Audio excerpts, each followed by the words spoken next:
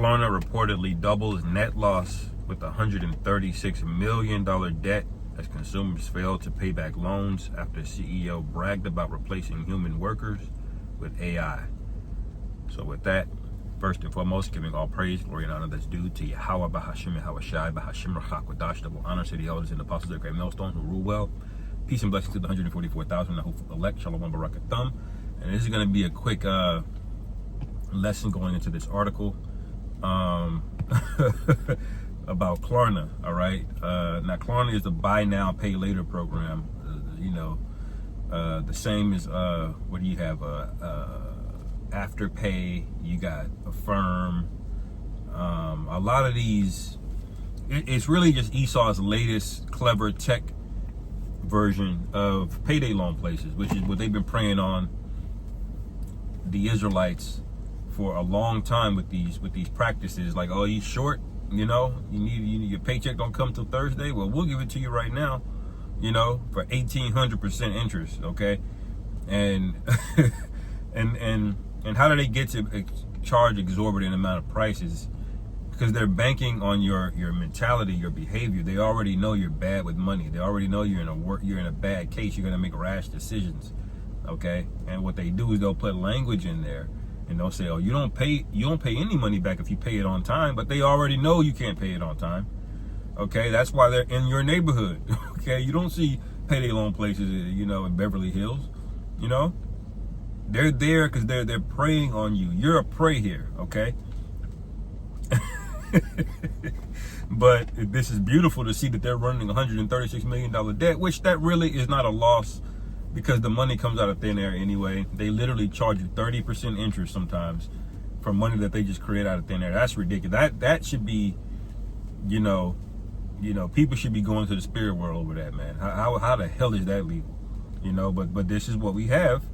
And I want to get the quick precept because the vintage is failing. Because if you're putting $9, $10 payments and you stretching it out over 4 weeks because you ain't have $10,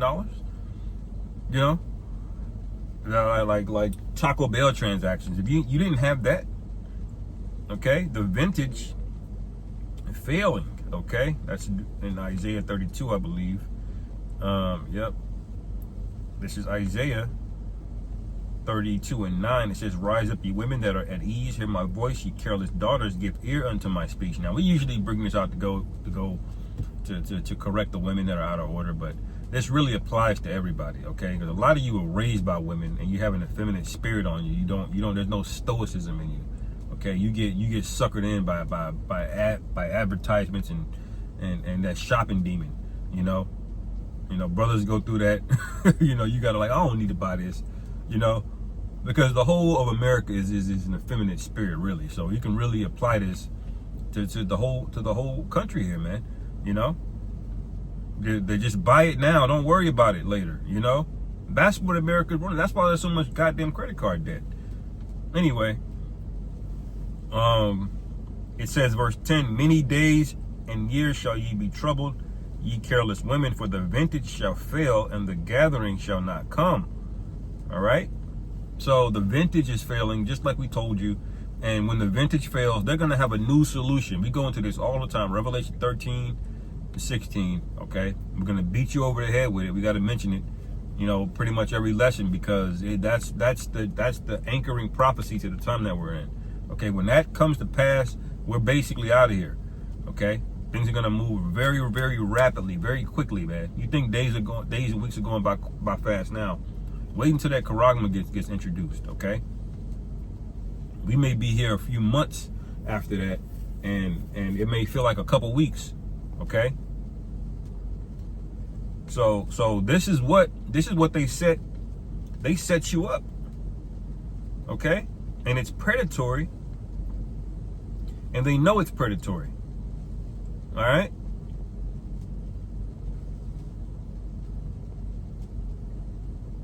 Let me see.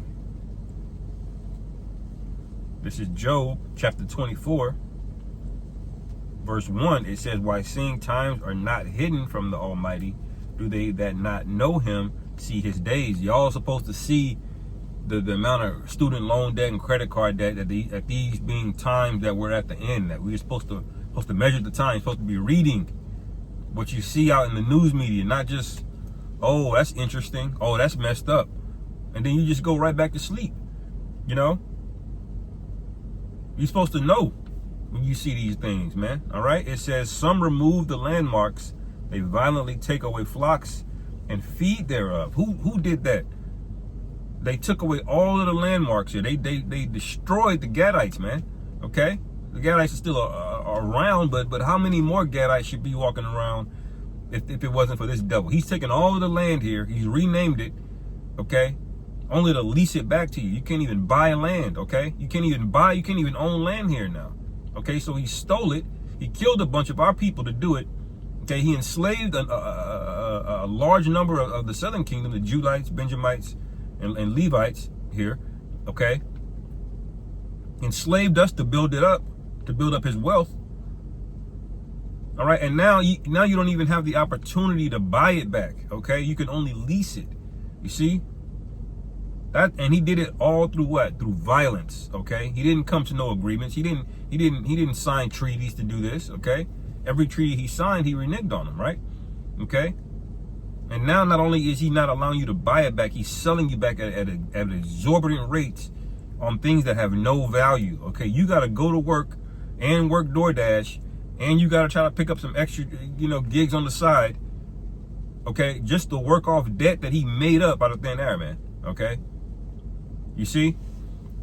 This is why the Lord is going to hit this place with fire, man. It's got to go. It's going to get utterly nuked, okay? And we can't wait. Verse 3, it says, they drive away the ass of the fatherless. They take a widow's ox for a pledge. All right? You see, they know who to prey on, man. A widow doesn't have a husband. Okay, so she represents basically the people today. You don't have fathers, you don't have any kind of leadership, most of you are just void of all wisdom. Okay? Most of you will just believe things you see on television. A lot of you will know something is fiction on television and then still try to expect that out of the real world. Especially women. Okay? You see?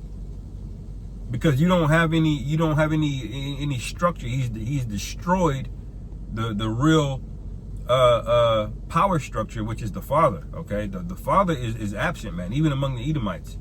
Okay, the Edomite man, he might be in the home, but he doesn't run his home. His woman runs him, man. Okay, his woman walks, you go by the camp, his woman is walking in front of him all the goddamn time, man. Okay? And it's not that your woman needs to always, you do based on the security, but it's what that represents. Your woman basically runs you, okay? And their whole legal system allows it. So there's no father examples here.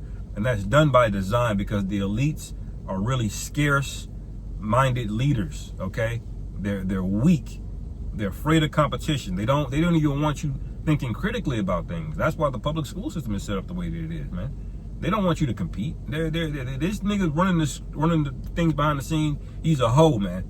Okay, he's a hoe. That's why he employs deception, okay, and sorcery and witchcraft. He keeps you drugged up, doped up. He keeps you artificially happy because your happiness here isn't based on anything or fulfilling anything. It's just a hack of your dopamine receptors. Okay, gambling, drugs, entertainment. That's what he uses to control you. Okay, and how is he able to do that? By destroying the father out of the home. Let me skip to the other precept here. I'll bring this out a lot as well too. Matthew 12 and 29. Okay, I believe it's the 29th chapter, 29th verse, I mean.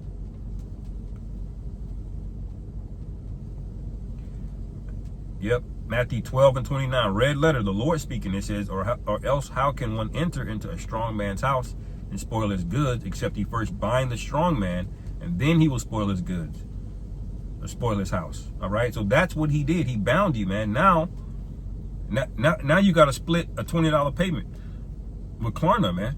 Okay, and it's funny that Klarna is taking the L here because they know you wasn't gonna pay the debt back. Okay, they knew, man. They knew what they were dealing with, man.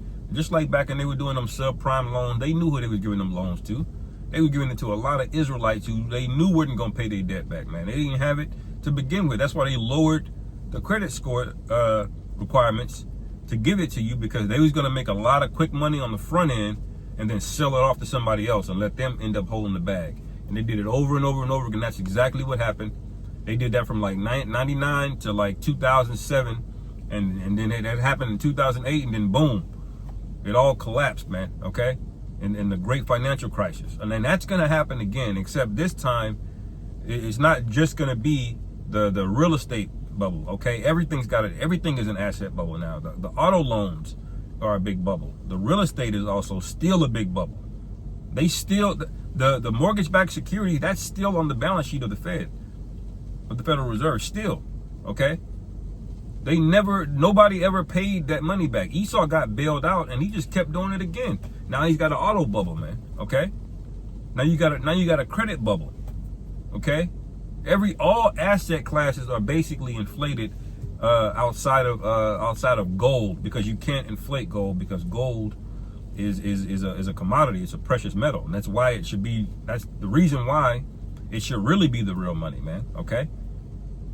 You know, but everything's based on usury. Everybody's promising things and then passing the buck, you know, manipulating interest rates and bond notes. You know, the whole financial system is too complicated, and it's witchcraft, basically, when you boil it down, you know. And let me go back. This is Job 24:4 again. It says, they turn the needy out of the way, the poor. Nope, verse 3 again. They drive away the ass of the fatherless. Okay, we just went into that. Okay, they take the widow's ox for a pledge. They turn the needy out of the way. The poor of the earth hide themselves together. Okay, all right. So what does that happen? You end up having bad neighborhoods. Okay, you end up having projects.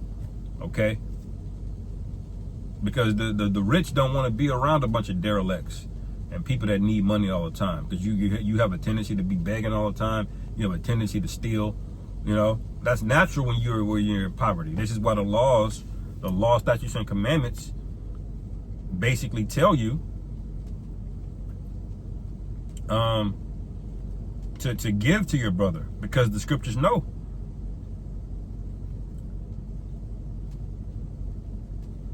Let me get it real quick. Yep, Deuteronomy 15:11. This is the law. It says, for the poor shall never cease out of the land. Okay? The poor shall never cease out of the land. So the Lord knows this.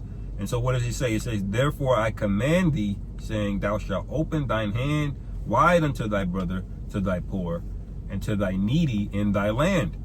Okay? So what does Esau do? No, he funnels you into these projects, okay, to these derelict areas, and then he hooks you on things like malt liquor, you know, Cheetos, flaming hot Cheetos. All right, no grocery markets, you know, Gatorade, Snickers, drugs. You know, that's not food. Those are drugs. They're designed to distract you, to make you fat, to make you poor, make you erratic. Okay. Those are crash out drugs, man. Okay, you're not supposed to sustain your life. It's amazing Jake is even surviving in a lot of these hoods, man. Okay, that's what he does. Okay, and then what happens is the property values fall through the floor, and then he comes back in with his own system and buys it back up for pennies on the dollar, and then you can't afford it no more. You know, he gentrifies it. That's what he does, and it's a vicious cycle, man. And then you go from bad neighborhood, goes to the good neighborhood, and then Jake moves over to another neighborhood, okay? And then the same thing happens there, and what you find out, you're perpetually moving around different parts of the city, from bad neighborhoods turning to good, and good turning to bad.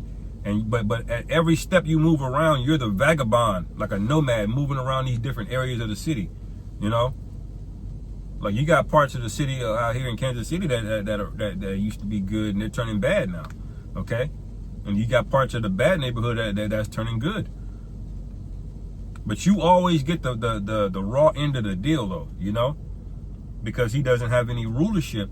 He doesn't have any wisdom in his rulership. And really, that's giving him too much credit. Really, he's doing it on purpose, to be honest. Okay?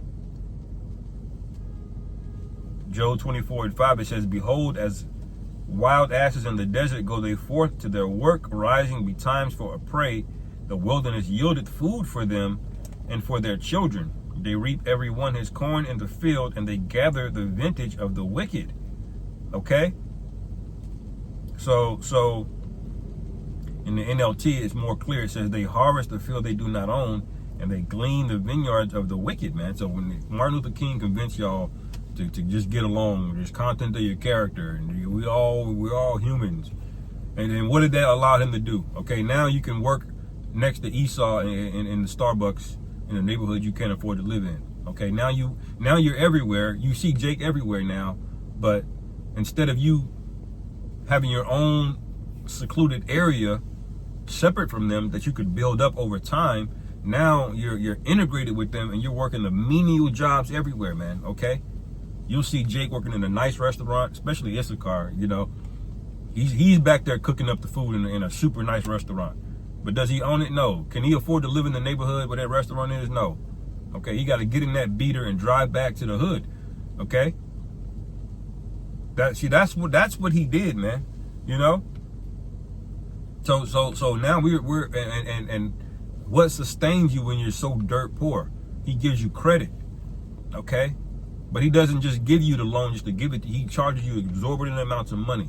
And Klarna and Afterpay, these are all the latest examples of this, and it's not going to get better. Okay, he's going to find a new way to deceive you into doing it, and the only reason you're not rioting out is because he's clever with it. He's clever with his wickedness. He doesn't want you to know that he forced you to be in this position to need to borrow from him to begin with. You know, but now in your mind you're convinced, like, oh, thank goodness for Klarna, man. If I didn't have that, I'd be through. But he's not letting you think past that. But like, why do everybody have to ask for money and beg for money all the goddamn time? Okay, why would all this technology is a house $400,000? Okay, you don't question that. You know, you're just grateful to get the loan. Ooh, thank you. You know, you're being grateful to be enslaved into debt for something you really can't own because you can't own land. You know. Anyway, I'm gonna end it there. Lord willing, this is edifying. Call halal Yahweh Bashim Yahweh Shai Bahashim Rachak Shalom. Come Yashua.